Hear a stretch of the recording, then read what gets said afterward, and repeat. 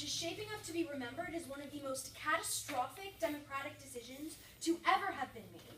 It's easy to forget California, Netherlands, the Philippines, each victims of equally catastrophic economic referenda, leading us to believe that this process ought not repeat itself. In this speech, I'll do three things. First, provide opposition's stance. Secondly, refute everything we heard from the first speaker. And thirdly, outline the first two constructive arguments for said opposition. Why people are bad at making these decisions. Why governments are better. So, let's get into our stance. It is true that free trade agreements benefit people. We agree with side proposition. However, at present, there is a system of public and industry consultation that takes place before trade negotiations even start, in which governments seek the input of a wide variety of political and civil actors. So they consult industry actors, academics, economists, labor unions, and civilians. We would be consult civilians to ask them, no thanks, about unique parts of trade agreements and amendments they want to be made.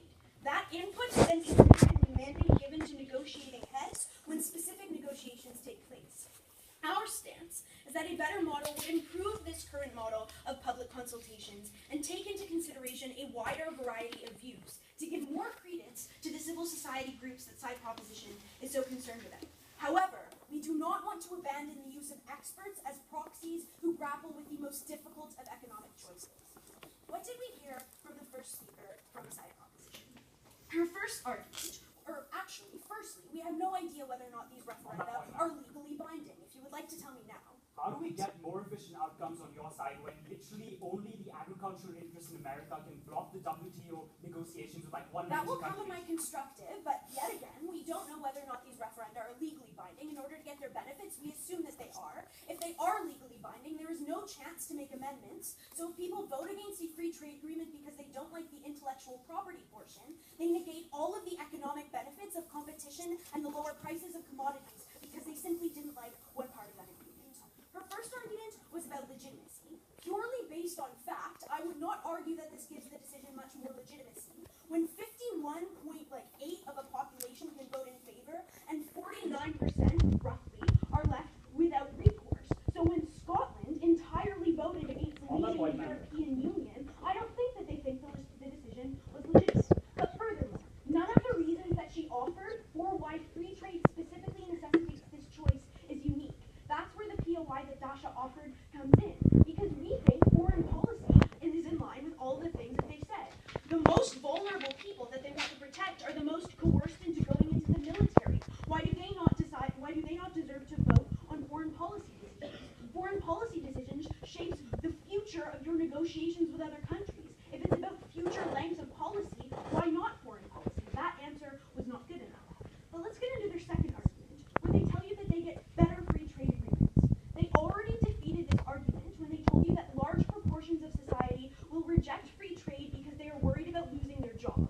So when they say people living in Indiana, people living in manufacturing-heavy sectors in the developed world don't like free trade, they already tell you that they are less likely to get free trade agreements. But furthermore, as I stated earlier, they are unlikely to get amendments. On that point, ma'am. No thanks. Let me get into my constructive case, because this deals a lot with what we heard from the first speaker as well. Let's deal firstly with the problems with populations.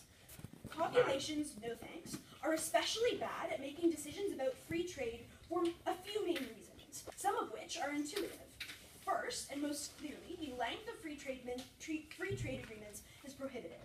It is too long for anybody whose full-time job is not to study these agreements. Take, for example, the TPP, which is 6,000 pages long, longer than the longest novel in the world. And secondly, the Canada-Korea agreement, which is one of the most simple free trade agreements that exists, which still has 23 chapters, plus an environmental summary, plus preliminary studies.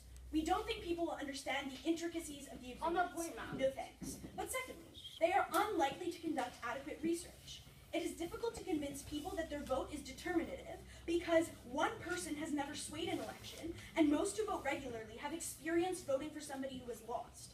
Thus, we think that their lack of understanding is something that they don't find grave, and therefore do not feel the impetus to change that lack of understanding. Secondly, even if they do research, they self-select individuals around them who have like-minded views. Thus, they are likely to receive biased information. But lastly, even without being politically biased, we think that they will research aspects of free trade that directly impact their lives lives in the short term. So they say, I will lose my manufacturing job, but they do not consider the fact that they will have access to cheaper commodities, they will have access to newer and more specialized sectors that will offer them better employment.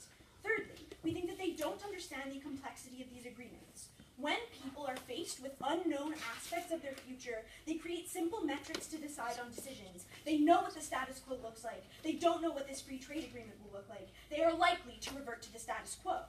Fourth, we think that they are incredibly swayed, no thanks, by the rhetoric of politicians. They use their voice and attention to sway the views of citizens, and when citizens don't have adequate research, they simplify campaigns down to catch phrases and slogans. So when you have Brexit having buses that says £350 million will now be spent on the NHS, that doesn't say anything about where those £350 million will be taken from, anything that they ever got from the EU, and we think it was fundamentally misunderstood.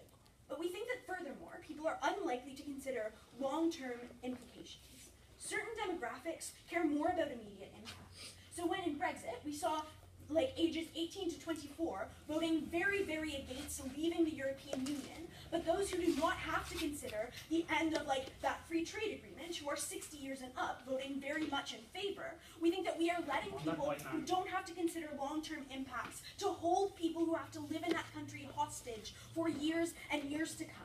And since it's legally binding, it is incredibly difficult to go back on. It is incredibly difficult to have that referendum again on the same issue on free trade with the same countries. Go ahead. We let people vote in elections on issues from economics to immigration policies, even when they don't understand. They vote in proxies that we think have much more information than they do. They are able to use simple indicators to decide this person operates under my moral code, this person in the past has made decisions that I think in the long term have been good, that's much better. We think governments are much more able to make these decisions. Why? Two very clear reasons. They fix many of the aforementioned qualitative issues due to their access of experts, due to their experience in dealing with foreign relations. But furthermore, and most importantly, we think that governments have the unique ability to amend free trade agreements. What does this look like? There are simple caveats that are unliked, and it's not the whole agreement. Take, for example, the TPP, which had intellectual property laws that people did not like, and therefore we think the TPP would have been likely, if put to a referendum, to have been rejected. However, when the government was able to learn from the civil society groups that they consult that they didn't like these policies, they were able to maneuver around that, change the intellectual property laws in this agreement, and make it much more favorable for those who wanted that agreement but didn't want that intellectual property law. We think that governments have elections as feedback mechanisms, have long-term incentives to make their populations happy, and therefore we are happy to support that actor over a population that not only does not know about this free trade agreement, but is likely to be swayed by the most pernicious of groups. We are very, very proud to oppose.